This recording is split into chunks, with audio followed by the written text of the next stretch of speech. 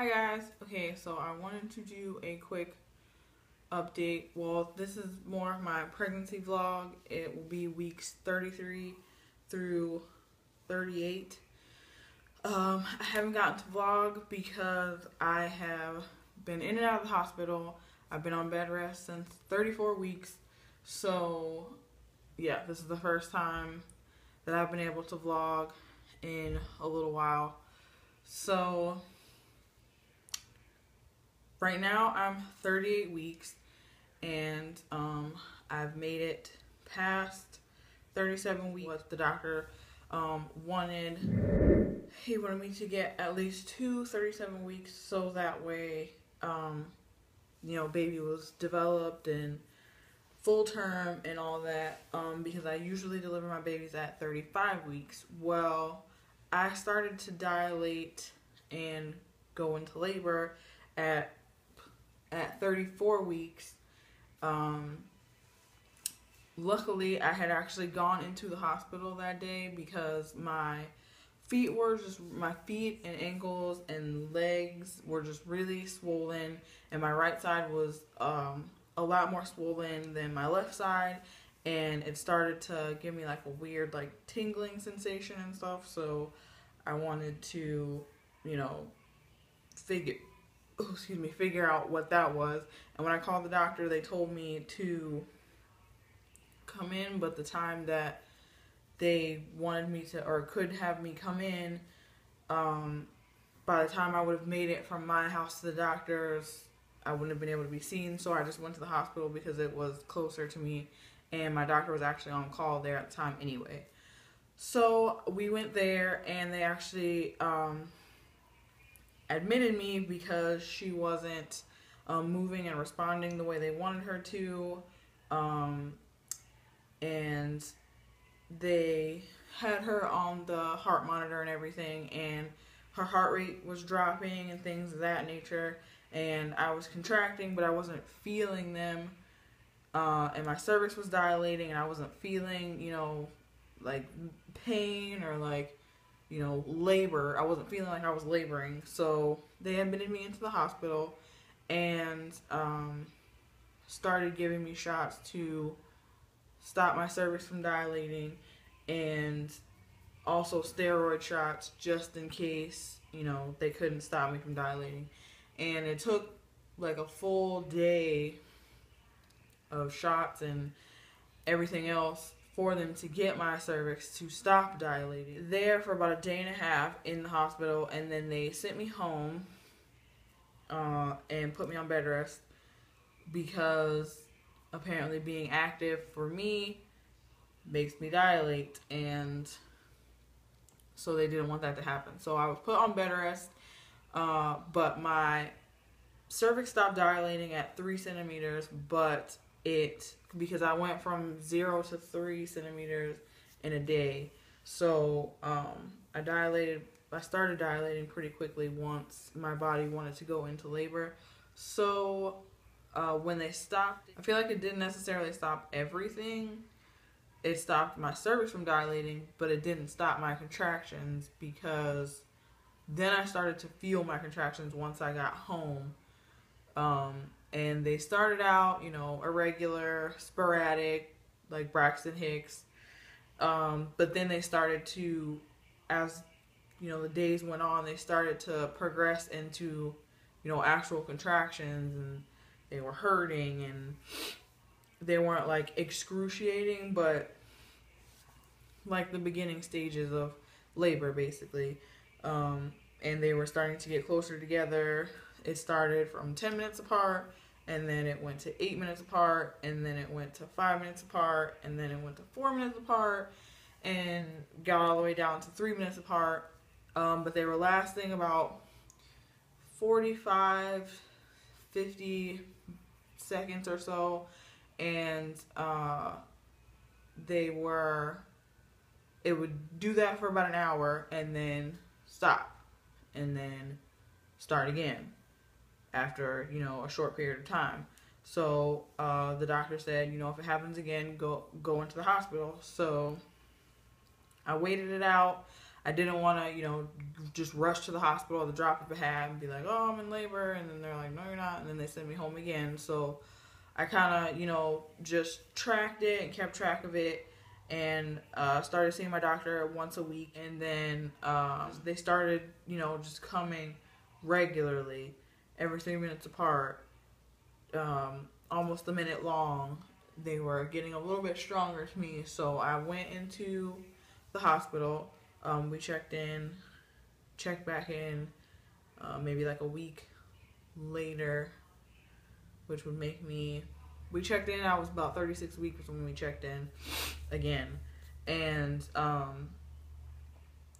my contractions were coming, regularly, but they weren't, my cervix was still not dilating. It was just kind of stuck at 3. So they kept me for a little while. My cervix wasn't dilating. They sent me home to see if I would continue laboring at home, and it was just contractions and nothing else. Like, I wasn't dilating. I was just contracting. My body was acting as if it was in active labor, but nothing was happening. So that was a nightmare. For the past 3 weeks or so, I would say, I have been actively contracting.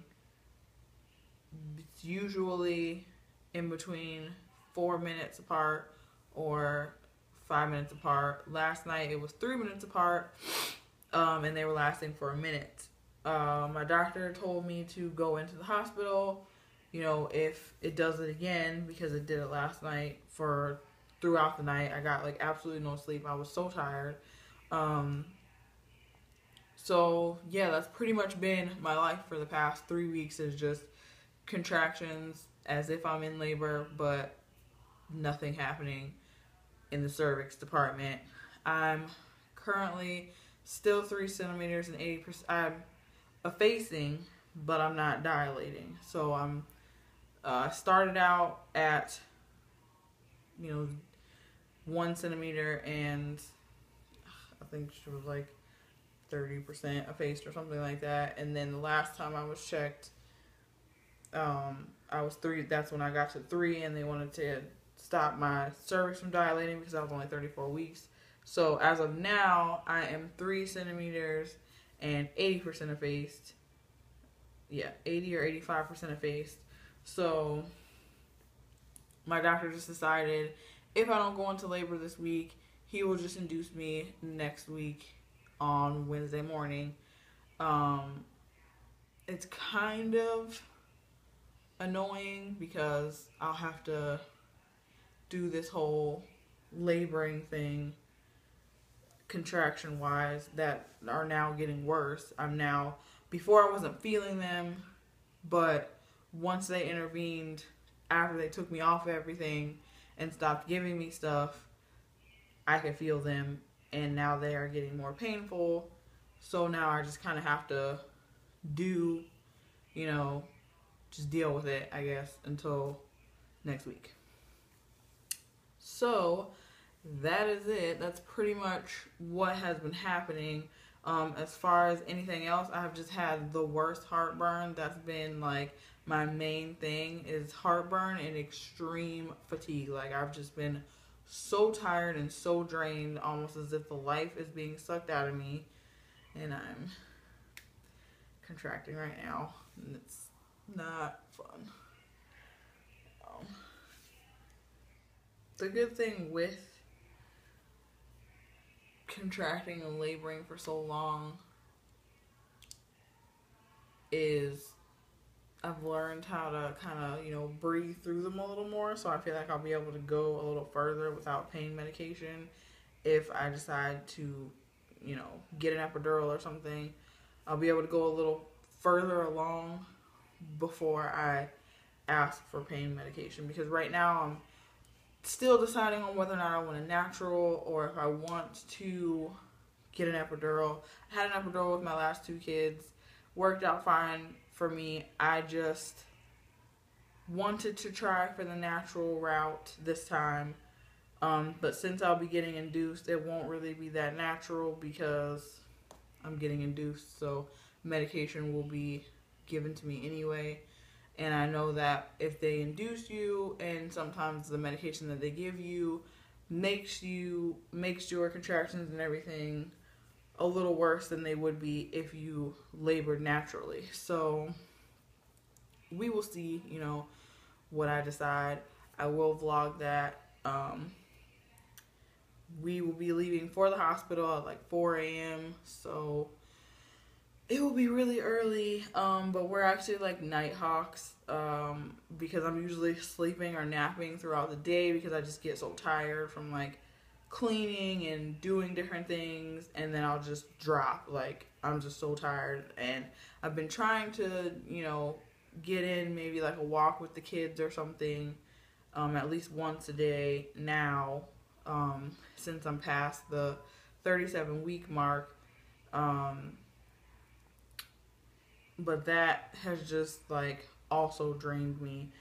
So it's just pretty much been me on bed rest. I'm not allowed to lay on my back because it does not agree with her at all. She acts really weird and her heart rate drops, and it's just not good for her when I lay on my back, so I usually have to lay on my sides. I was laying on one side for so long that it was just like hurting and just really sore, but that was like the side that she was more comfortable on, and she wouldn't really, be in as much distress, I guess. But I've been able to go from side to side or like prop myself up or something like that. But laying on my back is just not happening. Not to mention, when I lay on my back, I feel like I'm suffocating, or like everything that I ate wants to come back up. So laying directly on my back is just not happening. As far as swelling, my feet and ankles and legs and everything have finally gone down. There's still like slight swelling, but nothing compared to what it was when we first checked in the hospital, which is great. I've been checked out for everything else, strep and all that, and everything has come back negative and good. So her tests are coming back well. My tests are coming back well. She's doing well. Every time they check her now, she's still growing and everything like that. My fluid is good, and so we've just been really thankful to get this far, because when they actually admitted us, we weren't really thinking they were going to admit us, so we were completely and totally unprepared. I had like half of my hospital bag packed, didn't finish packing her diaper bag, so it was totally overwhelming, and we were unprepared, and we were just really thankful that we were able to go home and get that stuff taken care of prior to actually delivering her.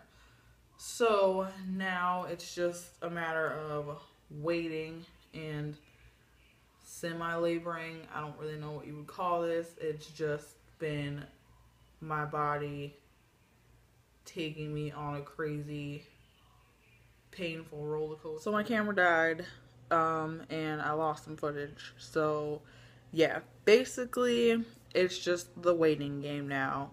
She will either come before I am induced, or she will come next week. So I will keep you guys updated, and I will definitely vlog as much as I can when we actually do go into labor.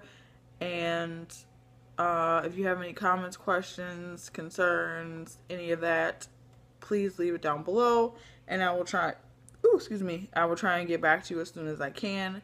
And thank you guys for watching, and I will see you in my next video. Bye guys.